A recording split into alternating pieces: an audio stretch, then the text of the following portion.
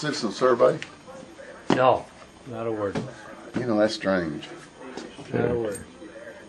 Oh, Got the, Got the lens cap on? he's my compadre. you see, but Jim, I got so with the old one that I was never closing the lens cap because I didn't want to have to remember it. But this one, I'd like to keep it clean. Okay. I just got this one. You never take it off. Did you never get the other one fixed? Oh, no, well, it's in the shop.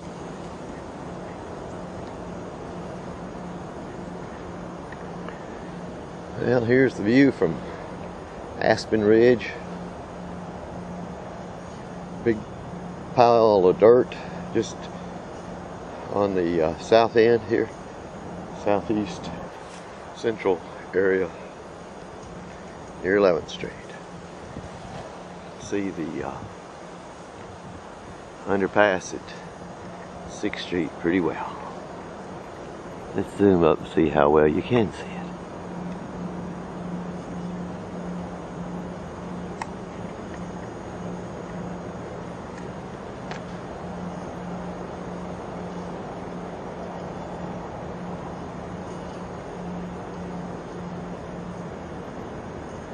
It's better than I wanted to see it.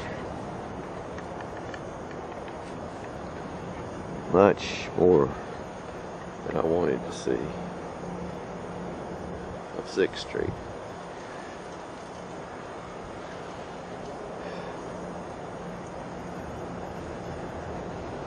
Across to the right, you can see the area cleared for Aspen Ridge on the other side of the town branch of the West Fork of the White River. The timber line basically between here and there is the town branch riparian zone, and of course much of it's cleared with that walking bridge, and some trees along the stream have died since that was done, even though they were in the preservation area in the riparian zone and combination tree preservation area. So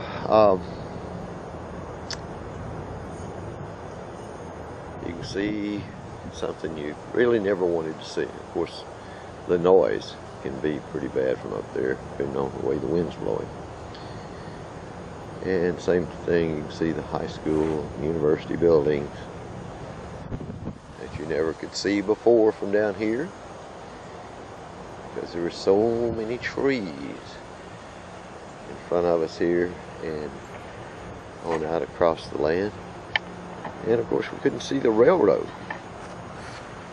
You normally couldn't see the train going by. That's all changed. You see it not only going over 6th Street up there, but you can see it several different places from here as it's going along adjacent to Roche Hill. And they took a lot of trees off the side of that hill or mountain, and that means you can see all the way to the top of Roche Hill quite well. You can see land in the middle, places you couldn't see in the past. And those things are not particularly good from our point of view. And obviously the homeless people who managed to find fairly safe places to sleep out there, the wildlife that use that area, not a good thing.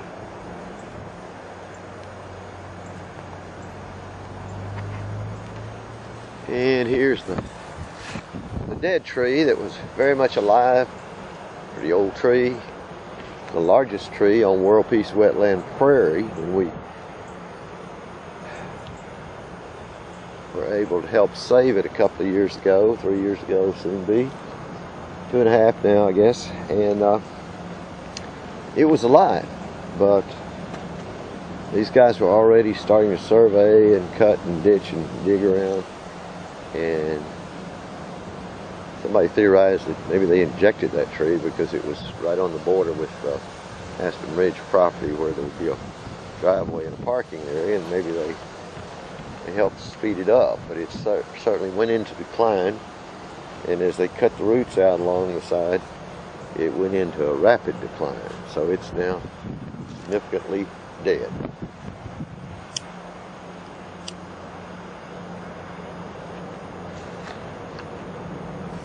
Birds still use dead trees, of course, and if they're hollow, some other wild things do too, but mainly it's just a place to perch and look around for hawks and various birds. And woodpeckers, of course, seem to prosper on dead trees in many cases. So not everybody's unhappy about having a dead tree. It's just when it's the only big tree you got, you're going to miss it. You can also see a nice view of the pinnacle food plant. A lot of birds flying over there right now, circling around behind it. It's kind of neat. Smoke in the background.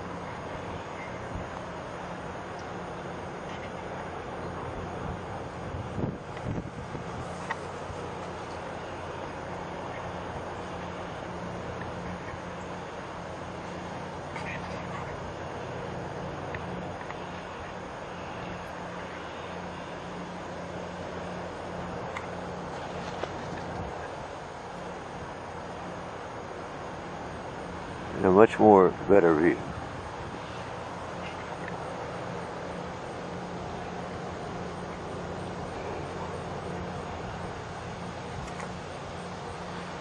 Current plan is today is the 1st of December 2007.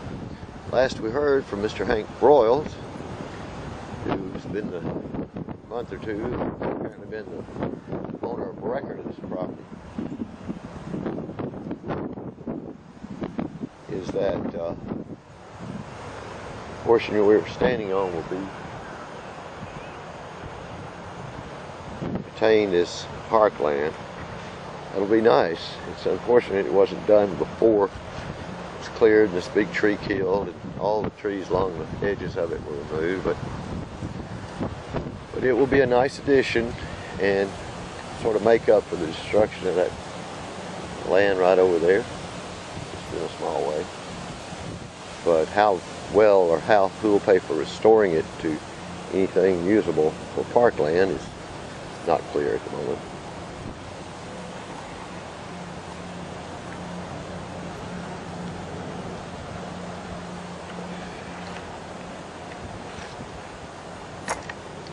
Let's pan as slowly as convenient here around.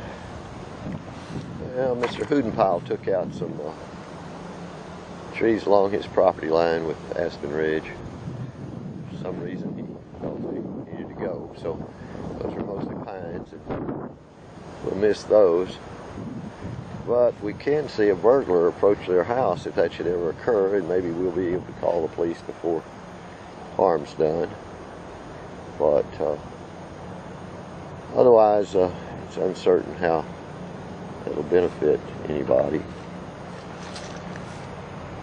There's the entranceway with Aspen Ridge, and that's, you can see paving since done in the last year,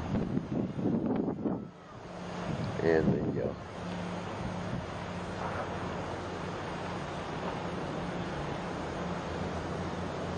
big fuel tank was removed from this hole in the ground. We're glad the fuel tank's gone. Wish it had been gone a lot sooner. It always was worrisome. Nicest part of, after it was removed, we discovered that quite a few green leopard frogs were using it. There's still standing water down there, so it had a little value as a little reservoir. Now, apologies to those who think that mosquitoes at their house are caused by that little hole. Might be blamed for something like that, but it's great frog habitat. Yeah, you can see some of the new debris. Anyway, that's what it looks like from this end of Aspen Ridge at the moment.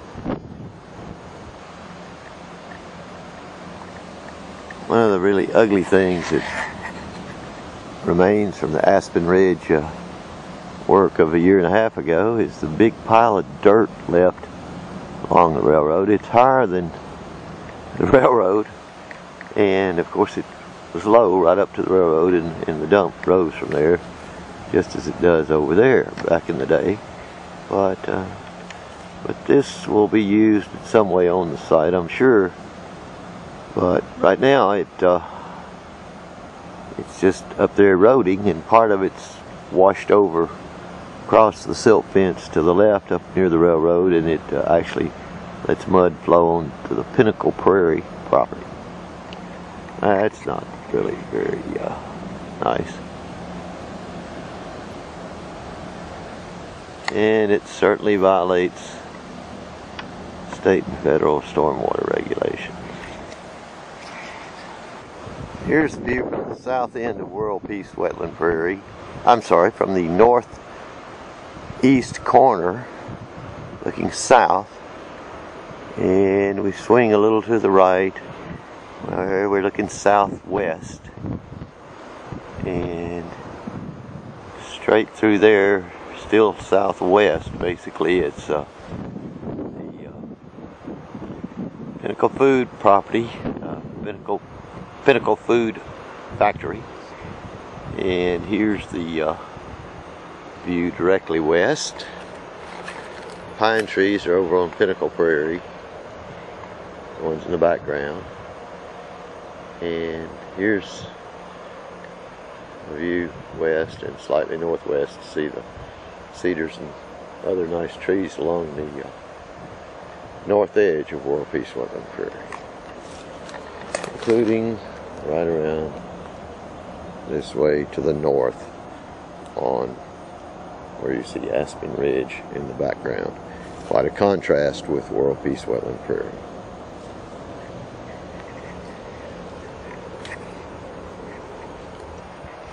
Just a short walk of 20 feet or so gives us a little different view, looking slightly northwest on World Peace Wetland Prairie. This little path goes around near the north end, circles there, and heads back south. And if we swing way around, we can see the habitat tree, and way in the background there, well, it's not all that far, a couple hundred feet. Close to 200 feet. You see the big willow all broken off at the top. It's still a very lively, productive plant, that tree that's has woodpeckers work on it every spring, and some of the smaller birds that nest in cavities like to use those woodpecker holes. So woodpeckers use them one year, the other birds compete to use them the following year, subsequent years.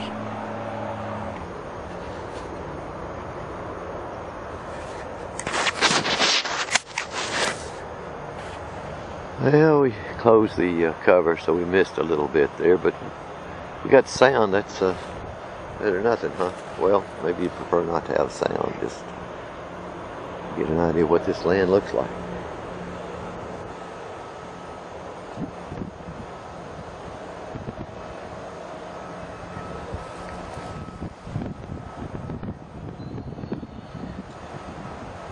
There's the old dead tree from a different angle.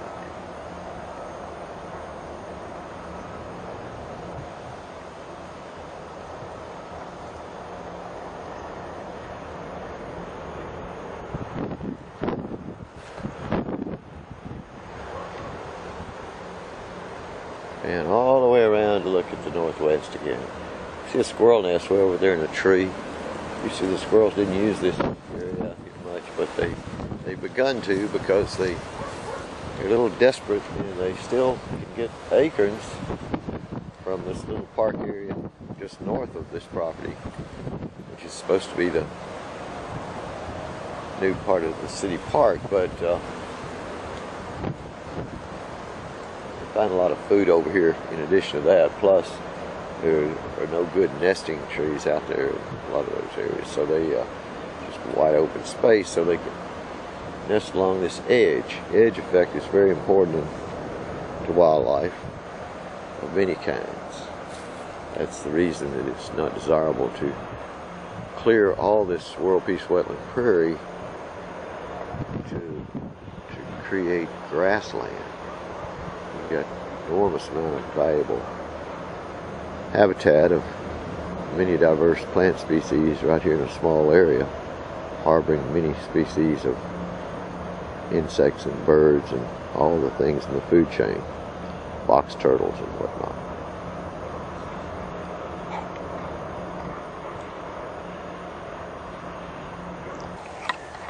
Here's a young oak that's doing quite well after having honeysuckle removed from it more than a year ago, and it's going to, we hope, grace this part of north end of the World Peace Wetland Prairie for a long time to come. From here we can look back where we just looked and get a view of that northeast so-called shade corner of World Peace Wetland Prairie with the big dead tree. Not many birds active right now. We're not seeing birds in the brush. Not much going on today. It's another cold front coming in. So the migratory birds may be pushing on down ahead of it.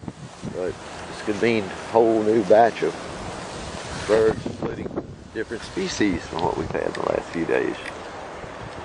And that could be good. Here's a view southwest across the northern flow end of World Peace Wetland Prairie. And the flow area is marked by a lot of mostly fescue grass out here. You can see the way it lies suggests that it's in pretty wet ground, even though we have had almost no rain for probably 6 weeks. And but things out here don't dry up until it gets really, really bad, because it does hold moisture in that wonderful black soil of World Peace Wetland Prairie, where leaves have collected from generations of trees to the west and northwest whose leaves have washed down into this area because it was the collecting spot for the prairie area as well as for Roche Hill over there. So moisture's generally present here, and maybe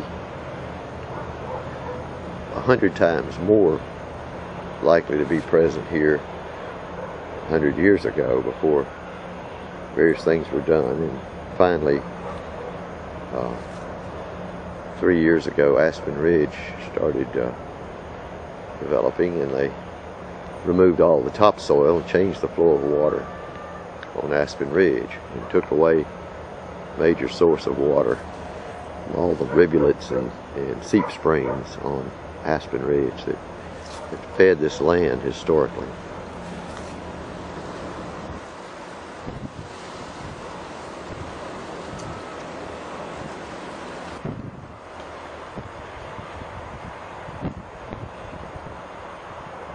This is the view southwest from near the center of the north end of World Peace Wetland Prairie. We can look to the right and see the pines along the edge of Pinnacle Prairie. And now we're pointed northwest, looking at the pines running right up to the very end. Pinnacle Prairie. See that we're actually close to this corner. And if we go further around, directly north, Aspen Ridge is behind the brush line. Thank goodness we can't see it from World Peace Wetland Prairie at this point. And as we go, turn to the northeast, and then finally to the east, we can see the big old dead tree in the background over there. So this view is that main flow area again.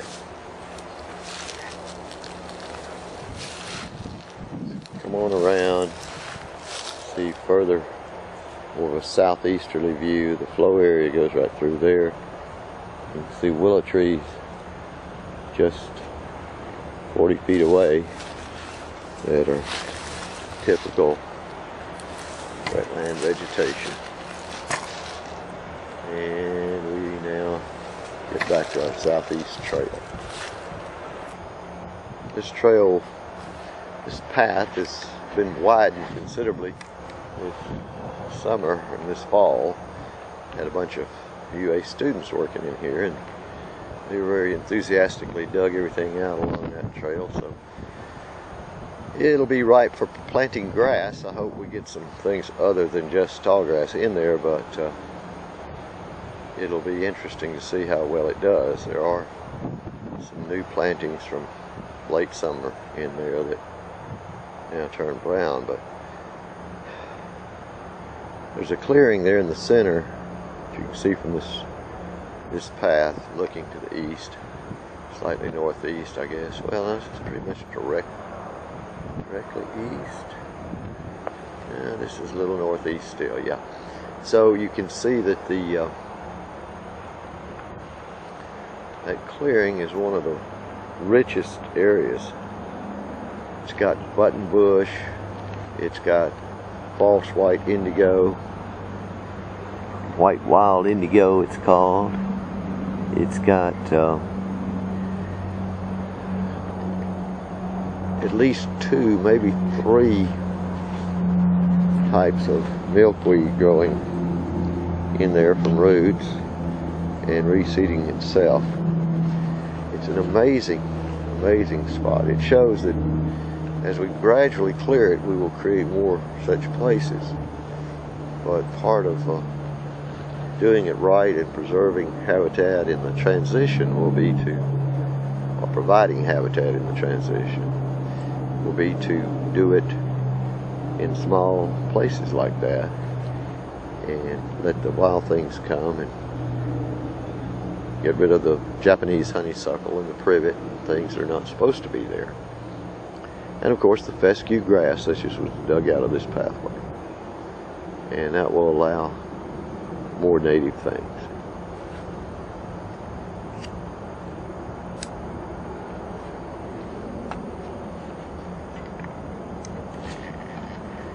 Okay, let's see the view from here as we go back around to a north view and a northwest view.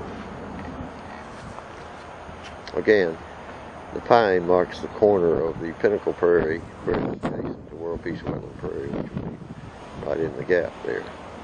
The trees in the background are all the way up to the top of Roche Hill, and they're threatened by new development. Already so many trees have been taken off there. It seems inconceivable anybody would want to remove any more, but the plans aren't firm. They haven't been approved by Planning Commission or Council yet. Let's see, you can see some rattlesnake master.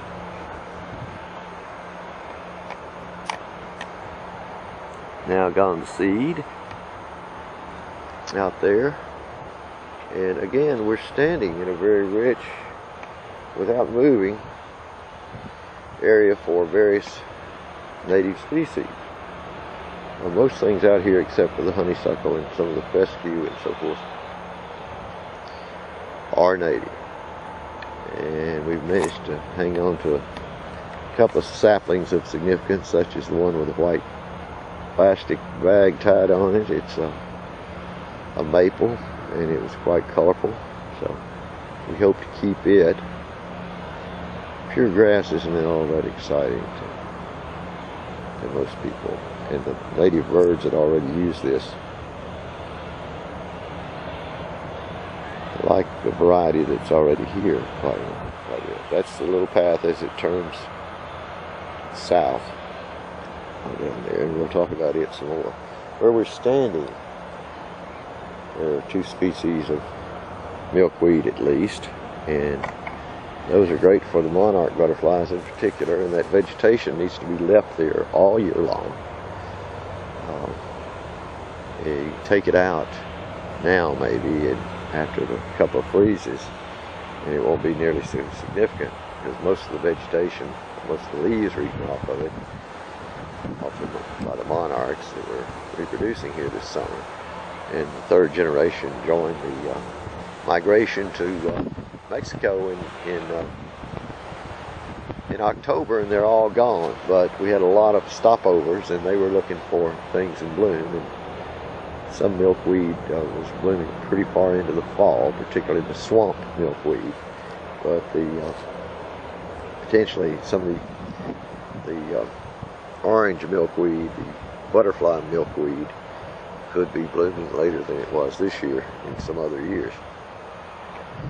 But our fruit trees and our berry producing trees are so important, such as hackberry. We call it the habitat tree. That's such a big hackberry on the edge. Those crops were a failure this year because we had a big freeze late in March, early April period. We were without any flowers, and without any flowers, which had bloomed early, but they were killed off without setting fruit, and so there was a major failure. And migrating birds have been scarcer this year than last year out here, because they come, they visit, and they take off.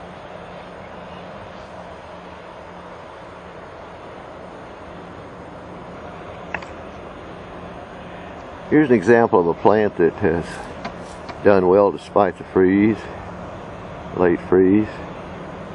You see some fruit left on the asparagus. Wild asparagus produces very good asparagus. The deer love it. They come in here as soon as it starts popping up and getting tall enough and producing asparagus tips, and they eat them. We've never got to cook any of them, but we're glad to accommodate the deer because they're being chased out of lots of areas in town. So they migrate across Pinnacle Prairie. Some of them sleep in here on World Peace Wetland Prairie, and a lot of them go over to Mr. Hootenpile's garden in the summer and places like that, all the way over to the town branch riparian zone and down to the creek to eat, to drink, to the branch to drink. A lot of confusion. People think you have to say Town Branch Creek, but it's the Town Branch and not Creek. And those names may mean the same thing, but they're not the same word. But anyway, the Town Branch provides water in periods like this when there's not much anywhere around here, except, well, one exception would be, of course, out there where you can see a silt fence about no more than 150 or so, 200 feet at most. That silt fence is on this side, the east side of a roadbed that was dug out for Aspen Ridge use, which would be an extension of Brooks Avenue. And that roadbed has been left there 3 feet deep or more, and it's held a lot of water this year, so probably a little bit of water over there. I haven't been over there in a week to look, but there was some, and it's probably not all dried up. We didn't get much rain this week, probably a tenth of an inch or less several days when it was supposed to rain lately, and it hasn't amounted to much, but maybe it's kept it from drying up.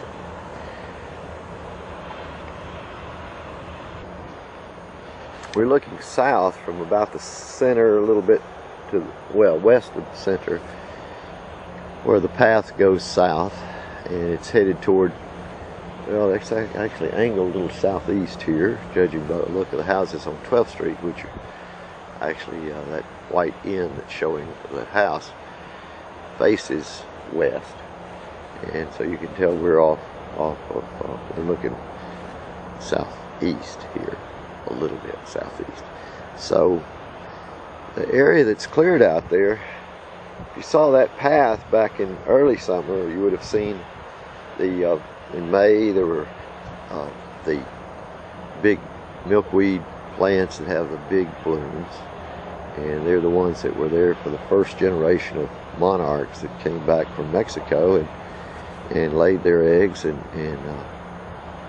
not long after we were seeing the monarchs around, we started seeing caterpillars on those milkweed plants, and those caterpillars turned into monarchs, and we had monarchs all season, sometimes more than others right after a hatch and so forth, but there were no long gaps between the times we had at least a few monarchs on this property.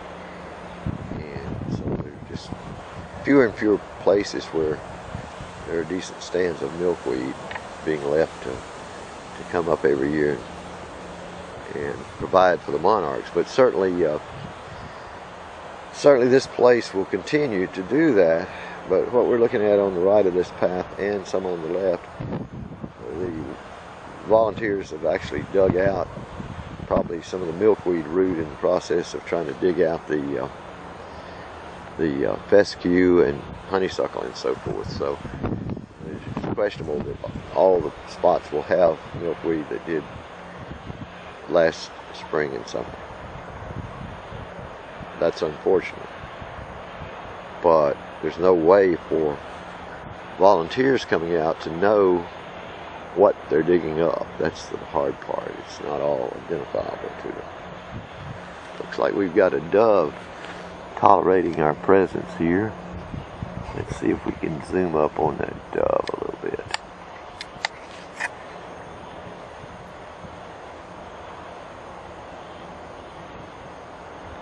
Maybe if you see it on your big screen, you can tell if it's a mourning dove or one of the big collared doves that have become plentiful here.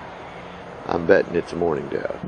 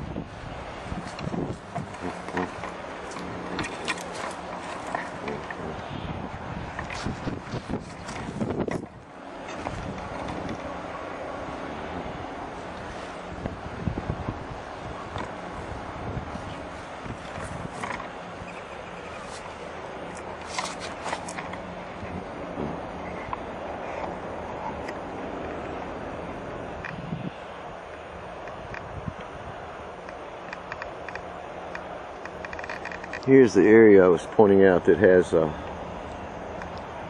lot of milkweed, or had. I hope a bunch of it's here in this area that's still covered by honeysuckle, and it's going to show itself, because it's an early species, the earliest of the year for milkweed in this part of the country, and it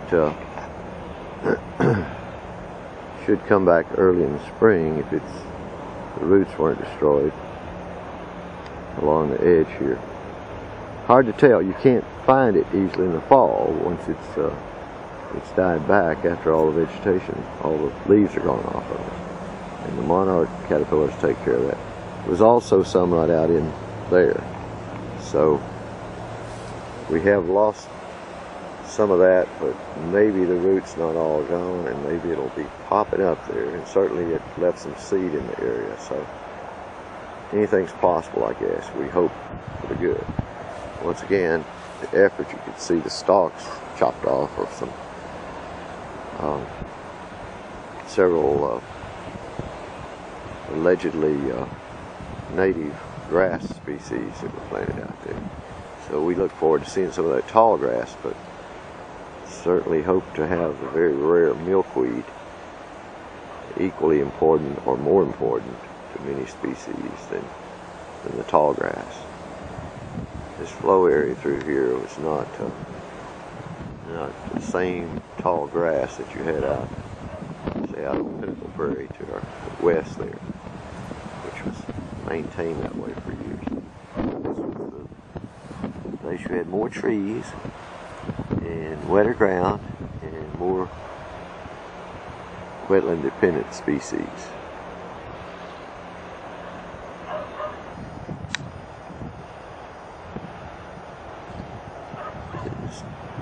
Just taking a look at the ground to see what might be down there green, despite all the work that was done here digging up things. A lot of natives were here.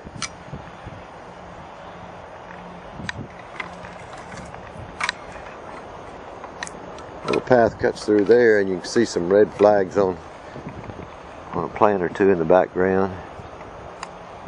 That would be on the swamp milkweed back in there. Maybe we'll get over there in a minute.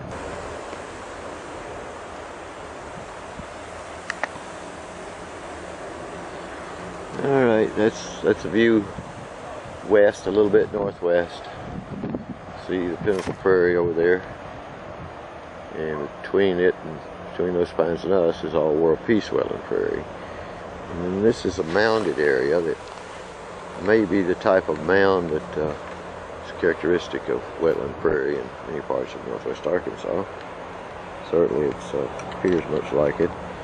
It had more trees than grass on it, and had a lot of honeysuckle and a lot of different shrubs and so forth, and a lot of vines removed more than a year ago, and that left it quite visible. It's not quite as good a spot for deer or any large animal to hide as it was a couple of years ago.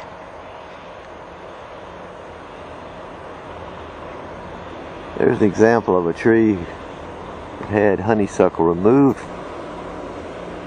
Honeysuckle, Japanese honeysuckle, not talking about native honeysuckle such as trumpet honeysuckle. A lot of Semperens is the native honeysuckle, and it has pretty red flowers. It looks like a trumpet sort of, and produces a very interesting configuration, a different sort of leaf. It doesn't wrap and kill trees and other stems that it climbs. It has a more relaxed approach to getting up to the sunlight, but you can see this trunk was badly damaged in the past before the honeysuckle was removed, and that's a good job that the volunteers helped get all of that off. That was really nice. Let's go up close and see what it looks like. Makes quite a beautiful trunk. To those of us who like to see diversity in nature, and so it's not all bad from that standpoint, maybe, but for the health and long life of the tree, it wouldn't be considered a good thing, I'm afraid, if it hadn't been removed. Removal out here is a mixed bag also, but again, this is the area, and there's a little path headed to the southeast, and entering to the other little path going more easterly across the flow area. And you can see the ground here was really dug up. We probably had the volunteers a little late because nothing grew back yet. So we're going to leave this soil to dry out in this kind of weather, and we hope we get rain. And unfortunately, one of the best growing things out here may be the Japanese honeysuckle, so there'll be some more of that to get rid of. But the birds will plant things in here, so in the spring we'll see what the birds bring as well as what the volunteers have planted. So I'm hoping for a lot of tall grass and a lot of milkweed and a lot of things that are native and have diverse value. Things like the asparagus we showed you. That's pretty important. This plastic cover actually is being held down by some of the fescue that was dug up. The fescue still has some soil on its roots, so we didn't want to haul it all out until we managed to shake off and bang off all the soil out here. we do not want to lose even a teacup full of the soil that has formed here over the centuries. This water has been flowing into this World Peace Wetland area and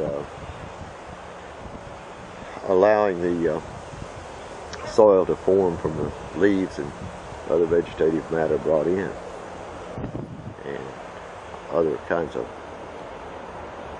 biological based material, the feces of the birds and deer and other creatures.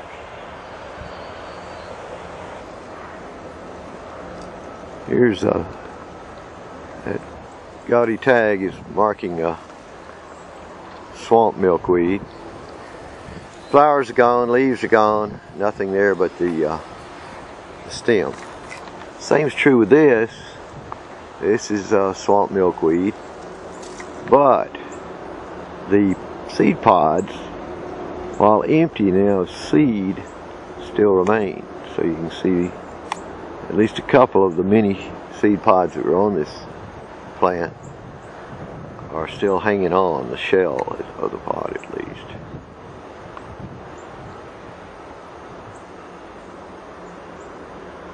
Well, it's nice to get a look at how that appears in early winter, late fall. We marked this spot because most of the honeysuckle behind this barrier across here is the native honeysuckle. I can show you one example of the berry of the native honeysuckle, and it's just about gone.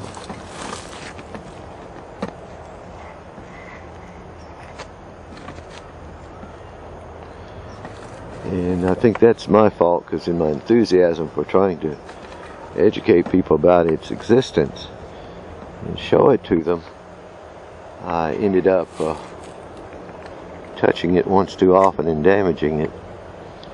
So the stem is actually broken, partially broken off. So it's drying up faster than it would have, and that's unfortunate. But in order to clear things away from it so people could see it and so that it could have the advantage of sunlight, we've seriously put this plant at risk. It's got to be protected better than we've done so far. We're just hoping to mark more parts of it when it blooms next year and we can find it easily.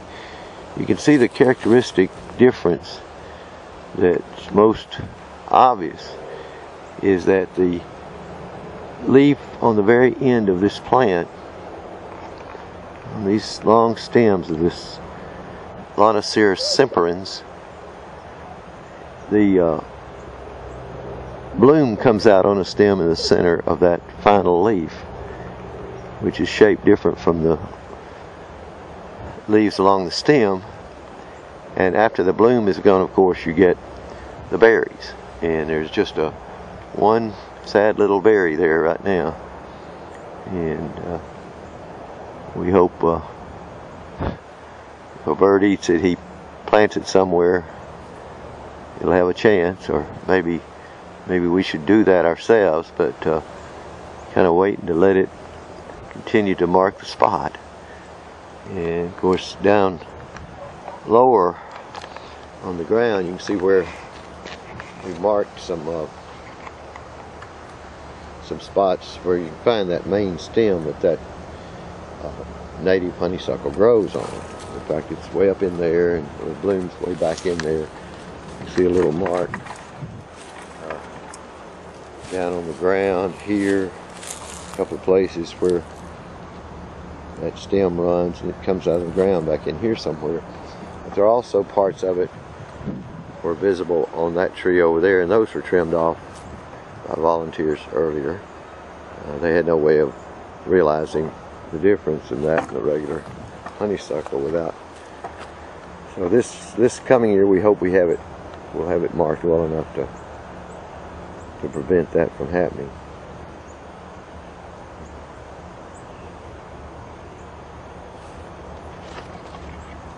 And you can see another area, pretty large area, over near the habitat tree on the east side of the back 2 acres here that was cleared and had a lot of good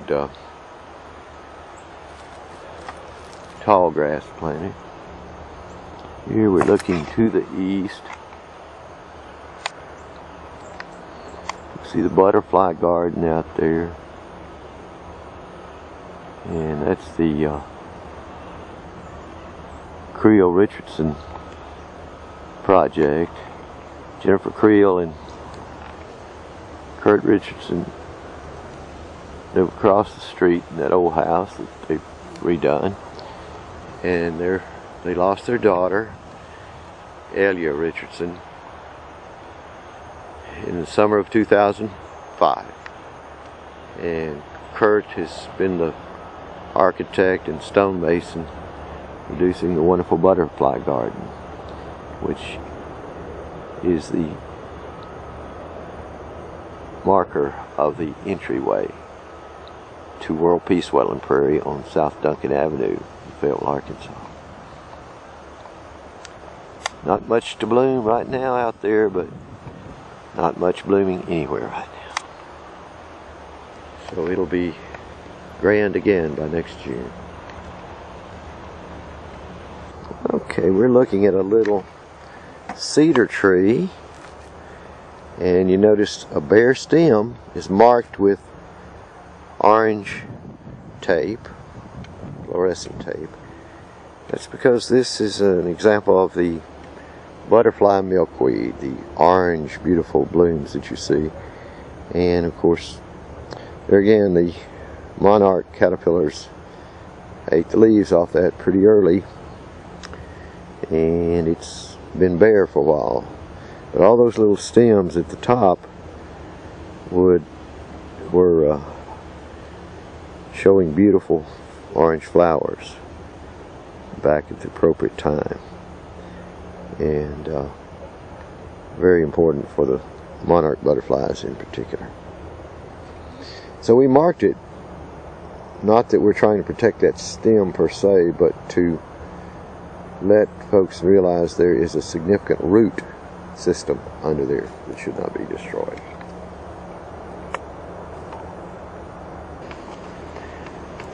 Here's another example of the swamp milkweed.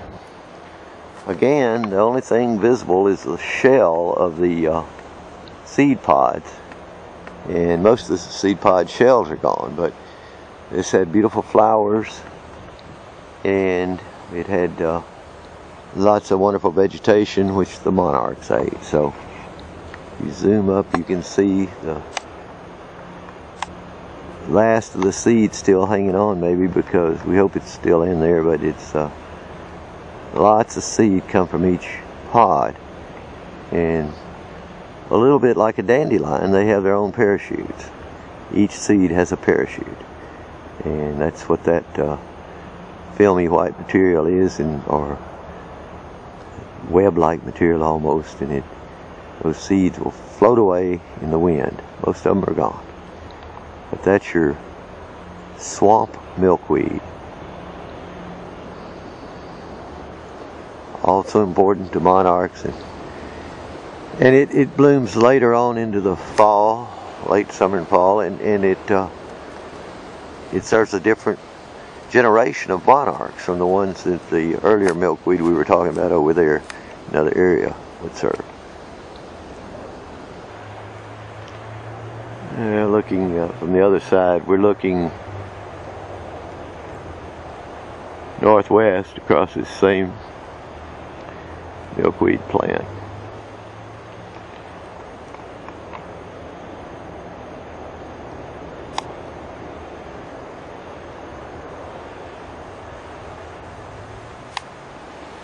Hard to get a focal point on automatic setting, but get an idea of what its pods are like when it's close up. Here's the south flow area. It's headed from slightly to a right where these willows are, and flows right across there and down into the woods and into the town, or the soup branch of the town branch of the West Fork of the White River. And there's not much flow. Historically, there was probably quite a bit of flow, but Nowadays there's not a major source of water upstream, so it's primarily what falls on this land stays here, so there's got to be a lot falling to get deep enough to flow out of here into the stream in any rapid fashion. But it does keep this a very rich area that a lot of native plants can enjoy. Of course, some of the tall grass is here. The grass here has been planted here by Dr. Chuck West and other volunteers that help him. And that's, of course, necessitated removal of a lot of other native things to get that job done. The little red flags on those things are a native wildflower that is extremely important to butterflies and other pollinators earlier in the year. And I believe it's one of the vervains.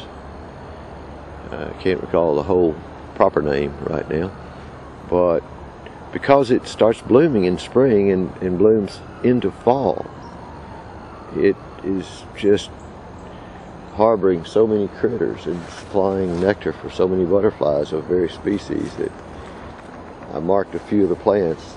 Hope they would get to go to seed without being taken out too soon, because there were lots of those all down in this area, and they were removed when the grass was cut. Grass tops were cut to in an effort, they thought, to people doing it, believe would reduce the amount of competition it had from giant ambrosia, the giant ragweed that serves to provide seed for migrating birds in September and October, and maybe a little bit in early November. So birds had planted that here in abundance last year, and they've probably done it again this year, because they go to those patches wherever they can find them and take it with them and drop it. Of course, not even a conscious project of theirs, just part of what happens. And so the birds will plant more than we can plant. We'll see what we get. It's the habitat tree. It's a corner of our property. It's got barbed wire that's been in there for decades. It splits our property from World Peace Wetland Prairie, and that tree is a corner. That's the southwest corner of our property.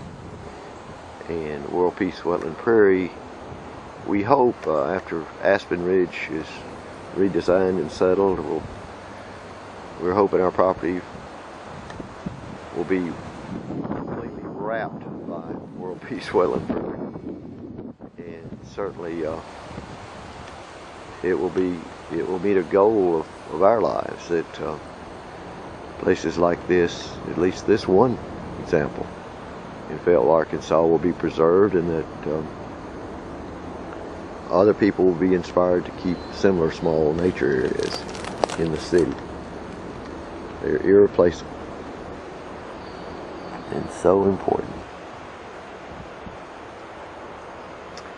Here's the vervain up close, seeing it gone to seed, and gives you an idea of what it's like this time of year. And maybe something's eating some of the seed off the ground as it falls, but it doesn't appear to be doing much for any of the pollinators right now. But maybe in the spring or by spring we'll add some of our still photos of this with this tape to make it clear what this is all about.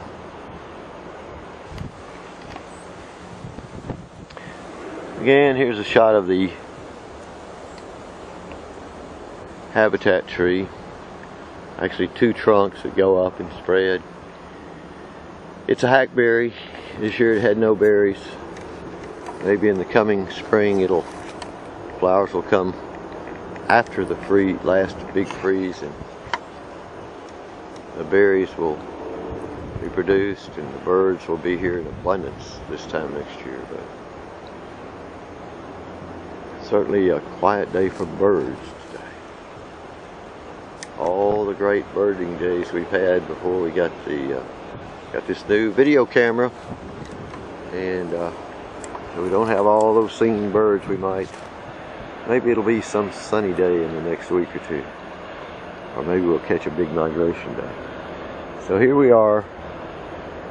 That's the southeast corner of the actual 2-acre wetland prairie. The front entranceway, ½ acre, is to your left. So we're looking back. Those houses are on 12th Street. Over there in the background is the Pinnacle food plant. Central flow areas between us and that cleared area. Pine trees are on the Pinnacle Prairie. And this trail runs sort of, or path, sort of northwest, just adjacent to the main flow area. Let's walk up that way.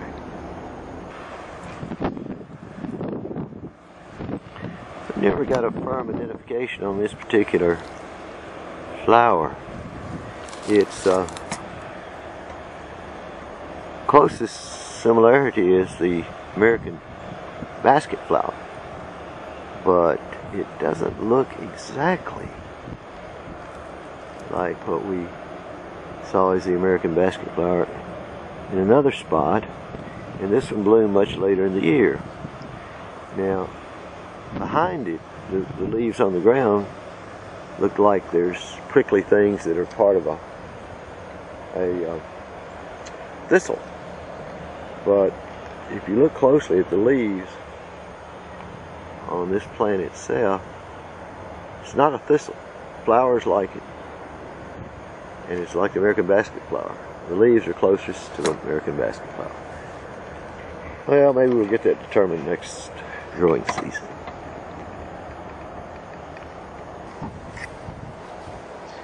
This view is a little northwest. It's parallel to the main flow area, which is to your left inside the,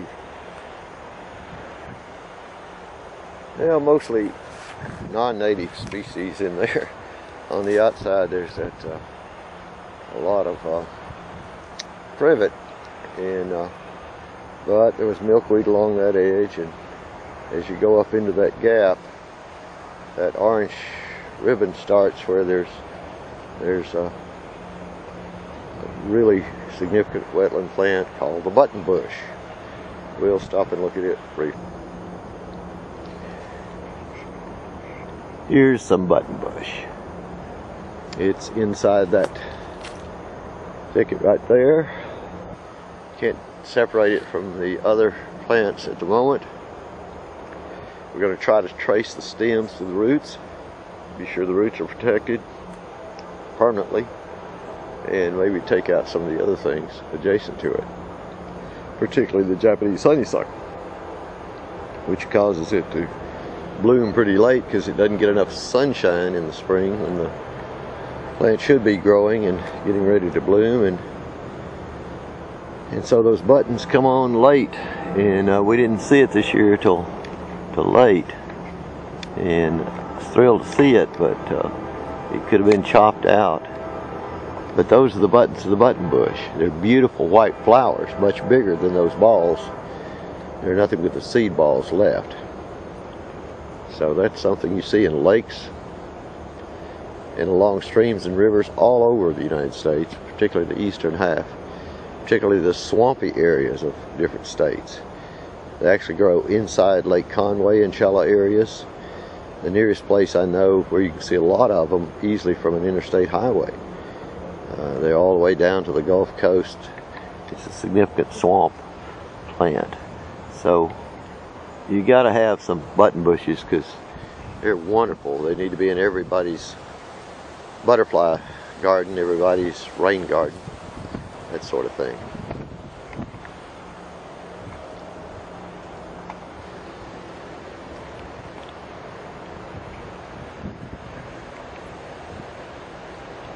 Here we are in the central area we were talking about that's such a hotbed of native species. You got several species of butterfly, or butterfly milkweed over there. And way in the background there's a red tag for one. It's still got a pod. and you see the pods for the white wild indigo, or false indigo it's known as. Those seeds are very valuable because they're things that potentially may spring up here. We've seen them in other places before, but anywhere we've got them right now, we'd like to preserve them. And so the milkweed in this area and the other native things like that are things that somebody might want to buy seed to plant, and we certainly don't want to decrease the amount of it we have growing here on its own. That's the cut across path we were looking at from the other side earlier. Right out in there, there's some orange milkweed earlier in the year. As you go across here, there's several different places. You have the big spider milkweed, it's called, and a lot of things like the sensitive briar grow and bloom in abundance out in this area here. And then, let's say there's the butterfly milkweed way up there, a little red tag you may see in the background, and there's a red tag on some, and over to your right. Let's see some of this, the seed pods on the white wild indigo. Wow, oh yeah. Anyway, see some of those up close, and they've persisted, so they're slowly coming off, and we hope will be growing and spreading even more from the roots and from the seed. And there's the swamp milkweed with some empty pods, seed pods, and that dead looking plant there is a white wild indigo that came up very late in the season and didn't get to bloom before it got frozen. So it's at least got roots in the ground. We think it'll be back. A little closer view of the beautiful widespread orange milkweed that's now gone to seed and has only dead pods to market, and wild indigo. It didn't get to bloom, and an old trail through there. This particular butterfly milkweed still has one seed hanging